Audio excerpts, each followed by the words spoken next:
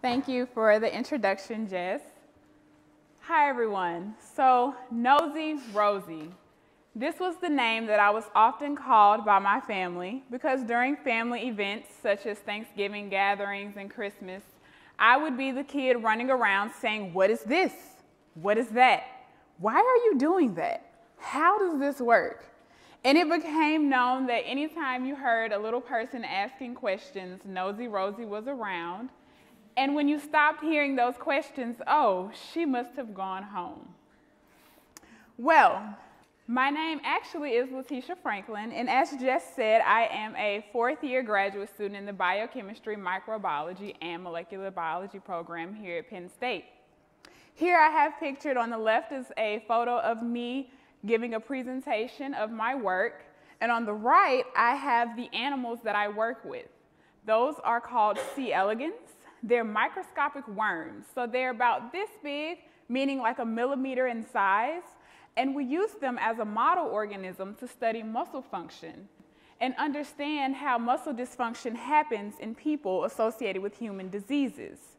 And so what's really cool about this is that I can use these worms to better understand how muscles in people work.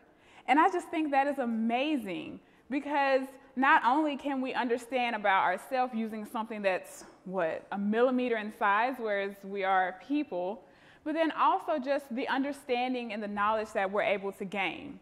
Now, worms are not the only model organism out there. I also want to note that there are some people who do experiments on mice as well as flies. And all of these animals have some type of functional relationship to us as people that help us to understand what happens in our bodies. And so I want to tell you a little bit more about me before we get into my science journey. I am from Mobile, Alabama. That is the Gulfport city. So seafood is a huge thing for me, water, being at the beach. But I also have interest in history. And I used to give tours at historical homes. That's actually what's pictured in the top photo of me. And I would wear traditional wear for that time period, meaning the big hoop skirts, and I would give tours of historical homes. And then here's my family, my most immediate family. And the top picture, that's my mother and our dog, Champion. He's a miniature poodle, and that's actually on a hike that we did up Mount Nittany. And then I have a photo with me and my father at the infamous Nittany Lion Shrine right here on Penn State's campus. And then on the right, that's a picture of me and my stepmother on a bio tour. And then also, I have an older brother. He's exactly 10 years older than me. And I have a younger sister who is exactly 10 years younger than me. So I am the middle child. And so now that I've told you a little bit about me, let's get into understanding my journey to science and how I became the person that I am today. I got my undergraduate degree from Dillard University. That is a historically black college or university in New Orleans, Louisiana. And there I studied biology and I minored in chemistry. And it was here that I started to understand the importance of applying to things. And so in order to get into college, you have to apply. You have to submit an application. And then from there, it's just a bunch of applications and applying to things. In which it's a story where I got accepted to go to the Yale University School of Medicine for a summer. They actually paid me to come out there and learn about being a doctor, in which at the time I said no, I didn't want to go. I wasn't interested. I mean, medical school, doctors, it just wasn't my thing, or at least I didn't think it was my thing. But luckily I had a professor to push back on me and say, well, how do you know? And I said, well, I just know. What do you mean? And he was like, well, have you experienced a doctor? Have you shadowed a doctor? And I'm like, well, I've been to a hospital. I've gone to doctor's appointments. So no, I don't want to do what they do. And he continued to push back on me and say, well, how about if you do this internship experience and you come back and you say you're still not interested, I won't say anything else to you about being a doctor. So I said, okay, fine. I went to this experience and it was amazing. It was just a plethora, lots of information where I got to shadow a pediatrician and walk around and talk to patients. I got to work in the emergency department and see all of these different things happen. But still, even after that experience, I came to realize that having to talk to patients and tell them you have this issue or this concern, I just couldn't stomach doing that. And that's okay. During this time, I made tons of friends, and some of those friends who are actually doctors to this day. And so it was a great experience where if I hadn't have applied and I hadn't have gone, I would have never had that knowledge, nor would I have made those friends that I made. And then from there, I started to realize, okay, well, there are plenty of other things that I can apply for. And so this last picture is from a merit-based scholarship that I applied to. It was given by Anheuser-Busch. And basically, they were just seeking applicants who were doing good in school. And they were giving me an academic scholarship. So it was $5,000 for just being a good student. Like, at the time, I just thought, wow, like, you're just going to give me money for making good grades? That's cool.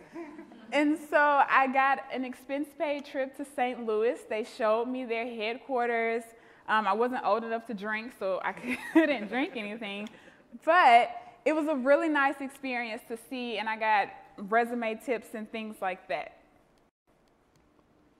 And so from this, I started to realize that being told no is not the worst thing that can happen. And this was a very game-changing time for me, because before I had always been afraid to apply, to put myself out there, because, well, what if they tell me no? I don't want to be told no. But the great thing is, the more that you apply to things, the more that you put yourself out there, the more experience you gain, the more knowledge you gain, the more you're exposed to everything that's out there. And so I just started applying to everything.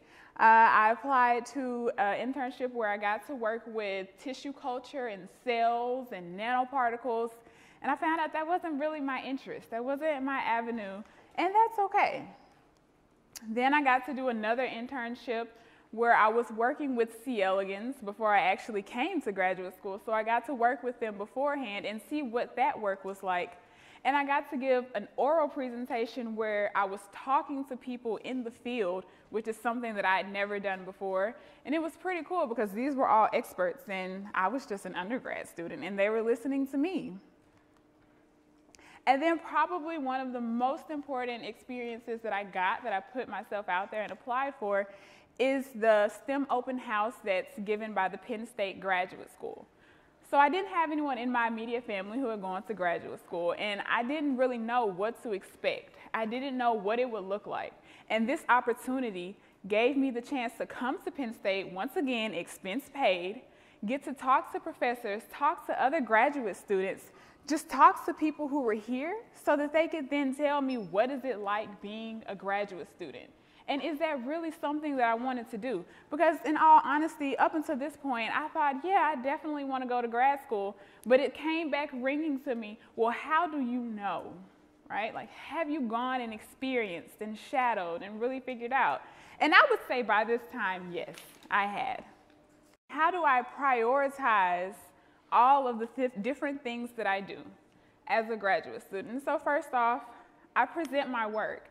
I get to talk about my research at conferences, and this is a photo where I got to talk to a room full of scientists in my area who had been doing their research for 20 years.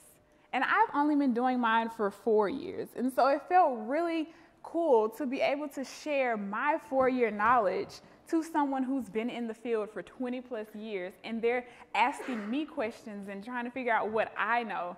And that's just really cool to me.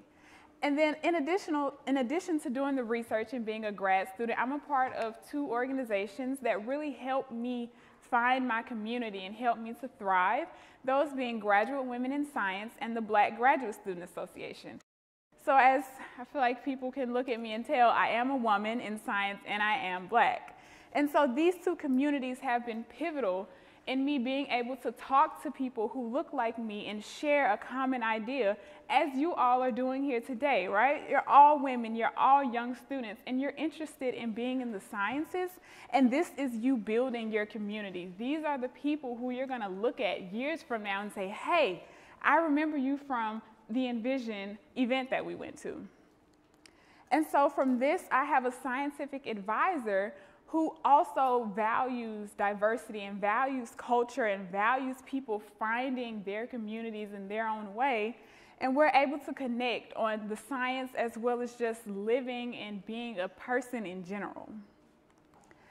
Outside of the Penn State things that I do, I also love going to TED Talks. And so the TED slogan is ideas worth sharing. And I think this is an amazing platform to just go learn things. They're only 15-minute talks, so it's not like you're sitting through something for an hour. And they're really cool and interesting ideas that people are presenting. And then I also love to travel. And so in the bottom right corner, that is a picture of me hiking up a waterfall in Iceland. I planned a trip with a friend, and on a kind of a whim, we just said we're gonna go to Iceland and ended up in Iceland. So what's my secret? How do I incorporate all of these things in my life and continue to thrive and succeed and do everything that I do? And so I use a cycle, that being experience. So just as I said before, where when I got to experience what it's like being a doctor and in the medical school setting, it gives me the opportunity to think a little bit differently, to figure out how other areas think. And then I prioritize. So I see, how can I then take this new experience and fit it into my life? Does it fit into my life? And from there, I go and I reflect on, how do I feel about this? Do I like it? Do I dislike it? Does it fit with where I want to go? Does it fit with how I see myself in the future? And from there, it's just a repetitive process of experiencing, prioritizing, reflecting. And it is perfectly fine to decide, you know what, this experience wasn't for me. Just as I said before, I did do the medical internship, and I decided that though it was a great experience, it did not push me to decide that I did want to go to medical school. And so with that, I want to leave you with two things. One, you can create anything you envision, which is why you're all here. And then two, I want to challenge you all to experience, prioritize, and reflect throughout today, and then decide what your next experience will be. Thank you.